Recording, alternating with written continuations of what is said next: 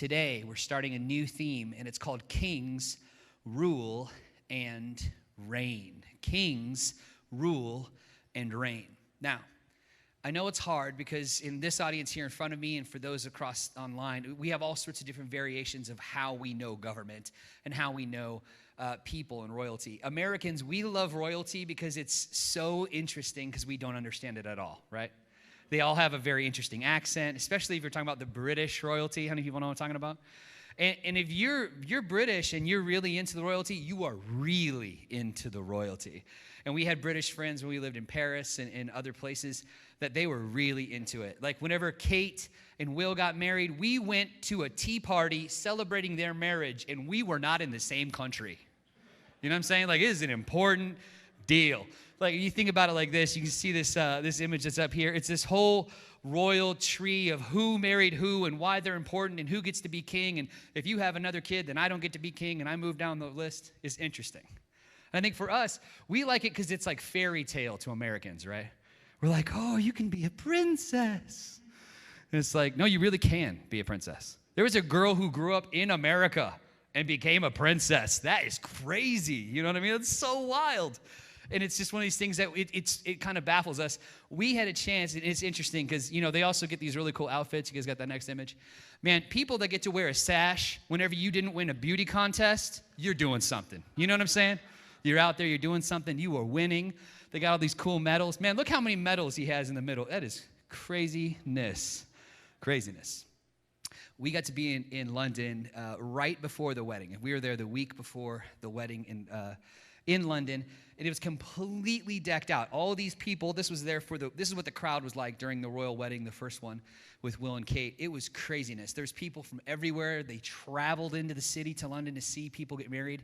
This is how important it is, their future king to them, that they would come and celebrate with him and with his wife and them getting married. It was a huge deal. And we got to be there the week before, and we caught like the only 3 days of sunshine they actually have in London. And we actually got to, it was like the Lord blessed us. You know, like we walked in and the skies were like, oh, and I was like, thank you, Lord. And we kept going. We had picnics in the park. It was all like this. All these flags, everything was decorated. Everything had been newly painted. It was like Disney World. It was crazy amazing. We were just like, but there was an intentionality because of how much they loved and revered their future king. And it said something to me that we don't get in our society here because we just don't have that understanding. We talk and fight over politics, and we slander anyone who stands up for an office in the news and pick them apart. And there, even though they do have a bit of that, there's this kind of a reverence for those that are ruling over them. And it's an interesting idea. You know, we look to it in the Bible, and one of my favorite examples of that is King David. And King David, if you haven't had a chance to see some statues or paintings of him, man, there's such an amazing thing with the story that comes out of 1st and 2nd Samuel and Kings, the beginning of it.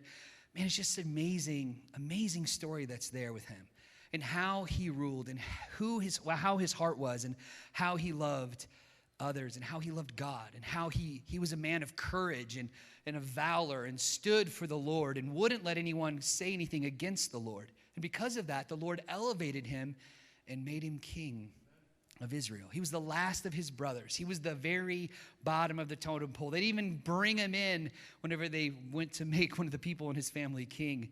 He was that, but his heart was right with God. And so God brought him and anointed him and elevated him. We'll talk about it. One of my favorite pieces is actually in Paris. It's in the Louvre. And it's actually the battle of David and Goliath. It's after he's hit him with the stone, he comes and takes Goliath's sword, and he takes the giant's head off. Now, I know it's a little bit MMA, a little bit grotesque for many in here, but it's in the Bible, so there. So it says that he takes Goliath's sword and takes his head off. And the thing I love about this, it's actually just a turn around the corner from actually the Mona Lisa and Wedding at Cana and some really amazing pieces. And that's where they have this. This is a two-sided masterpiece. So there's two paintings that are hung on back of each other. And as you walk around, you get to see this perspective, and then you see the other. You guys got the other perspective of the exact same setting. And it spoke to me about courage. It spoke to me about who David was as one that would take on a giant. and would go with no spear and no sword in his hand and take the enemy's weapon and slay the enemy. And it speaks to us today about how we fight our battles, because we fight not against flesh and blood. We don't fight physical like this. We fight in the spirit realm. We fight through our prayer life and how we treat others and how we love the unlovely and forgive our enemies. I'm going to say the last one again, for me, not for you. It's the way that we forgive our enemies.